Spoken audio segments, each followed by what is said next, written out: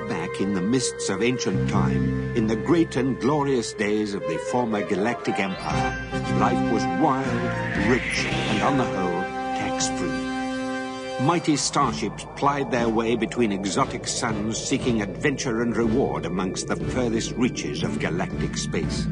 In those days, spirits were brave, the stakes were high, men were real men, women were real women, and small furry creatures from Alpha Centauri were real small furry creatures from Alpha Centauri. And all dared to brave unknown terrors, to do mighty deeds, to boldly split infinitives that no man had split before. And thus was the Empire forged.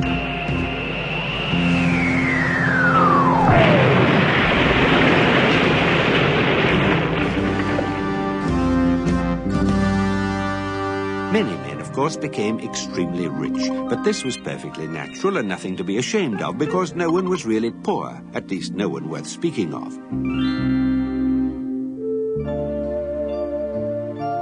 And for these extremely rich merchants, life eventually became rather dull. And it seemed that none of the worlds they settled on was entirely satisfactory. Either the climate wasn't quite right in the later part of the afternoon,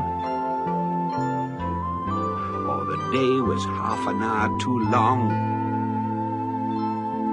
or the sea was just the wrong shade of pink.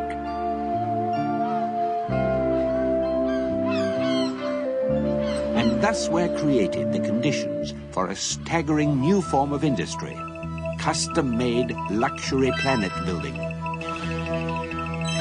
The home of this industry was the planet Magrathea, where vast hyperspatial engineering works were constructed to suck matter through white holes in space and form it into dream planets, lovingly made to meet the exacting standards of the galaxy's richest men. And so successful was this venture that very soon Magrathea itself became the richest planet of all time, and the rest of the galaxy was reduced to abject poverty. And so the system broke down, the empire collapsed, and a long, sullen silence settled over the galaxy. Magrathea itself disappeared, and its memory soon passed into the obscurity of legend. In these enlightened days, of course, no one believes a word of it. I'm sorry, but I don't believe a word of it.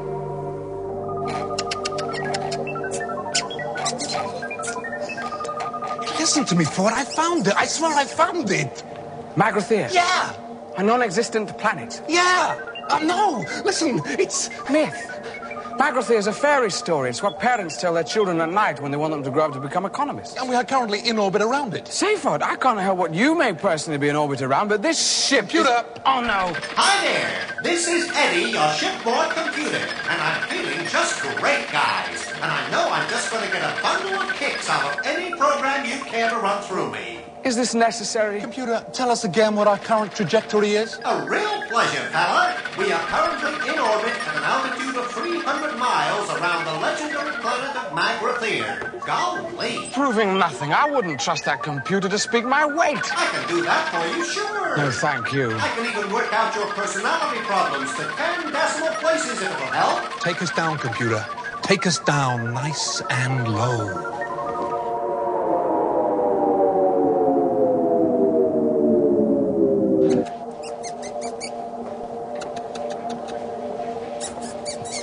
What's going on?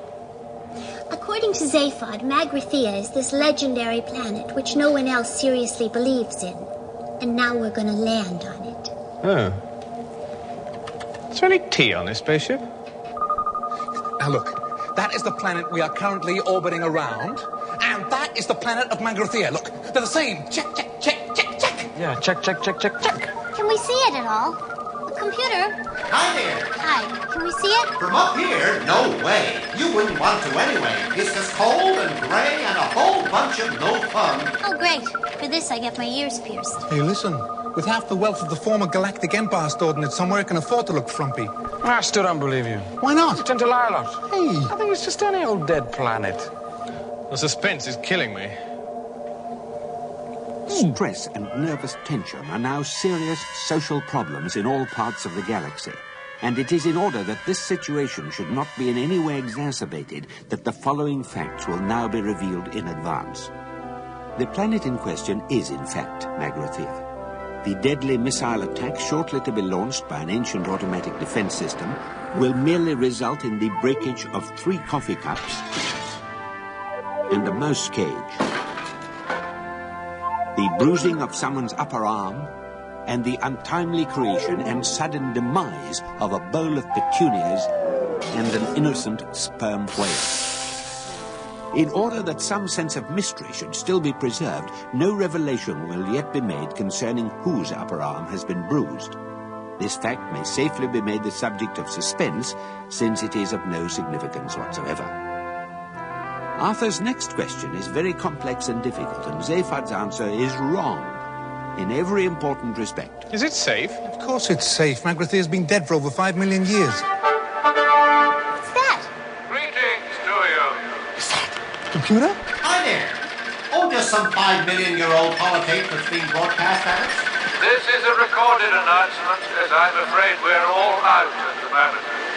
The Commercial Council of Magrathea thanks voice you from ancient for your Magrathea. esteemed visit, Okay. but regrets that the entire planet is temporarily closed for business.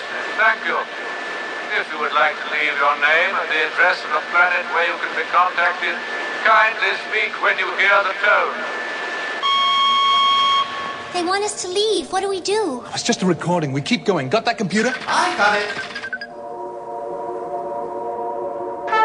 It is most gratifying that your enthusiasm for our planet continues unabated, and so we would like to assure you that the guiding missiles currently converging with your ship are part of a special service we extend to all of our most enthusiastic clients, and the fully armed nuclear warheads are, of course, merely a courtesy detail. We look forward to your custom in future lives. Thank you. Well, if that's their sales pitch, what's it like in the complaints department? Listen, you